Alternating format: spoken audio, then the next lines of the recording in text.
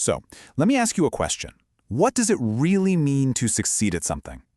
Today, we're going to explore that through a really beautiful story about a young girl's first Ramadan. Now, it's a simple tale, but trust me, it holds a pretty profound lesson about effort, about intention, and about finding pride in the journey itself, not just the final destination. Our story kicks off with this one simple, heartfelt wish from a 7-year-old girl named Noor. She sees her parents observing Ramadan, and she just feels this deep desire to be a part of it, to do this important spiritual practice right alongside them. And just for a little context for anyone who might not be familiar, Ramadan is this sacred month where Muslims fast from sunrise all the way to sunset. But, the physical part is just one piece of the puzzle. As Noor's story is going to show us, it's really a time to deepen your focus on things like prayer, reflection, and being part of the community. Now, her mother's response here is just so powerful, isn't it? There's zero pressure, no expectation. Instead, it's all love and support. She validates Noor's goodness from the very beginning, and that gives her the freedom to explore her faith on her own terms. And with that, Noor's journey begins. She is filled with that special kind of excitement and determination that really only a 7-year-old with a big dream can have. So the first day starts off pretty well, but pretty soon the reality of fasting starts to set in. The physical challenge becomes very real for Noor. You can just imagine it, right? Her stomach's rumbling, her throat is dry, and she's probably watching the clock, feeling every single minute tick by. And this is a game changer. Her father's words completely reframe the whole goal. He shifts the focus away from, perfectly finishing the fast and onto the value of her effort. The struggle isn't a sign she's failing. The act of trying is where the real beauty is. This encouragement just lights a fire in her. It fuels her determination. And as her journey continues, we get to see how this new mindset carries her right through that challenging first week. Okay, so this timeline really maps out her whole emotional and physical journey. Day 1, she is all in. So excited and hopeful. By day 2 and 3, she's staying strong, but those tummy rumbles are getting louder. Then comes day 4, where her dad's words give her that crucial boost. And by day 5, she's not just getting through it, she's feeling this genuine sense of pride in her effort. But you know how it is. Any journey of real growth has a turning point, and for Noor, that moment came on the 6th day.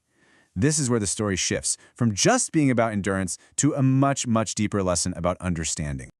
On this day, her body just signals that it's reached its limit. Despite her strong will, the physical toll of fasting becomes too much for her small frame. She feels weak, she feels dizzy, and her body is basically saying, okay, that's enough. And this is just a heartbreaking moment for her. She feels like she's failed.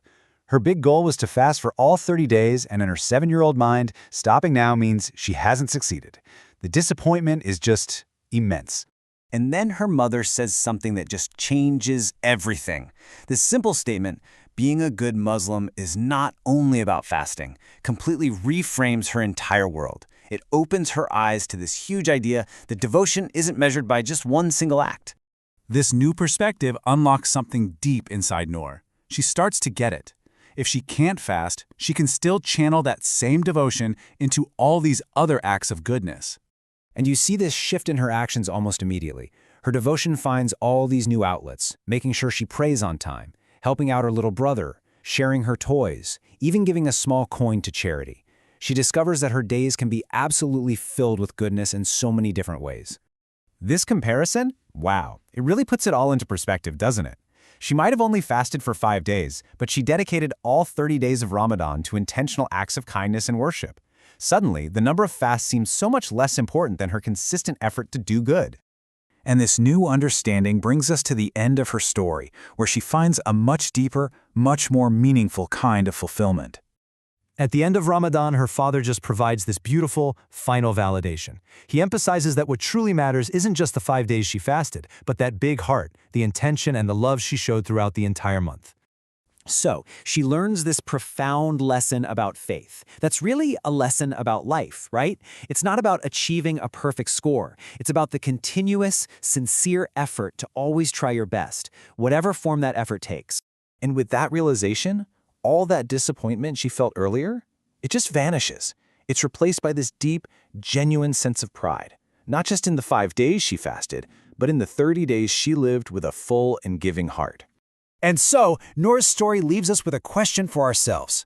How do we measure success in our own lives? Is it about the final tally, the perfect score? Or maybe, just maybe, it's found in the heart's intention, the sincere effort, and the pride we take in simply trying our best. It's definitely something to think about.